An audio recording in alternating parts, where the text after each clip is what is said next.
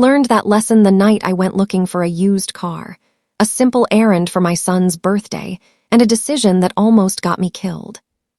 I'd been searching for weeks, dealership after dealership, all scams and shiny lies. Then, on this tiny online listing site, I saw it, a 2003 silver Camry.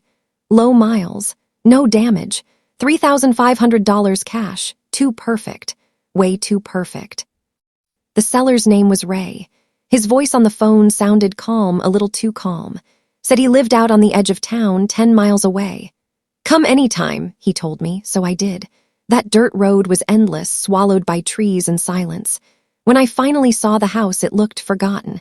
One pickup truck, a half-open garage, car parts everywhere but no Camry.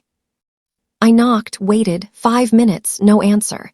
Then I called his number and heard a ringtone inside the house. Something in me twisted. I looked through the window. It was dark, just a dining table and someone, a man standing completely still by the back door, staring outside. "Hey, Ray!" I shouted. He didn't move. So I walked around the side yard, my boots crunching gravel, and when I reached the back door, I froze. It wasn't a man. It was a human body, taxidermied. Skin pulled tight, eyes glassy, posed like it was watching the woods. And then a whisper of blinds behind me. Someone was watching me from inside that house. I didn't even think. I ran. And as I sped away, I caught one last glimpse through my mirror, 2 hands slowly parting the blinds. That night, I told myself it was over. But something changed in me, like I'd brushed shoulders with something unnatural. And it followed me. Weeks later, I woke to the sound of breathing in my room. When I opened my eyes, my mother was standing at the foot of my bed, smiling, waving. Except my mother had died 3 years ago. I blinked, and she stepped into my closet, leaving the door cracked just enough for one eye to stare back. I screamed until my throat broke. The next morning, the door was still open, but my father swore I'd been alone all night. I tried to move on, even stayed with my uncle for a while at his ranch outside Porter Falls. He was the kind of man who never locked his doors, never believed in fear. That night, a storm tore the sky apart, lightning every few seconds. Between each flash, I heard it, a metallic clink echoing through the rain. Once, twice, then again, closer.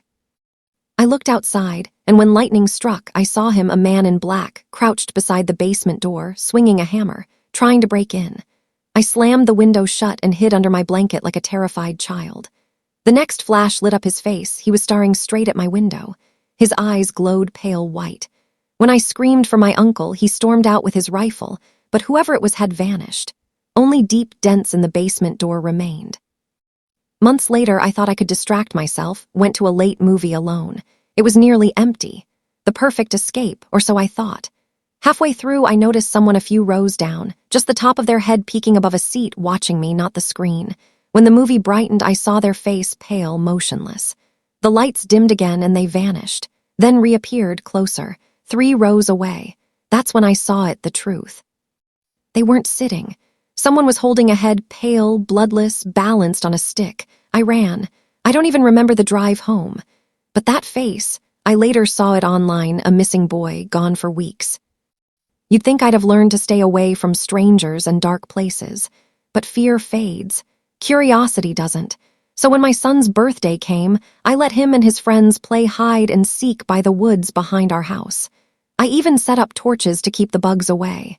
Laughter filled the night until it didn't.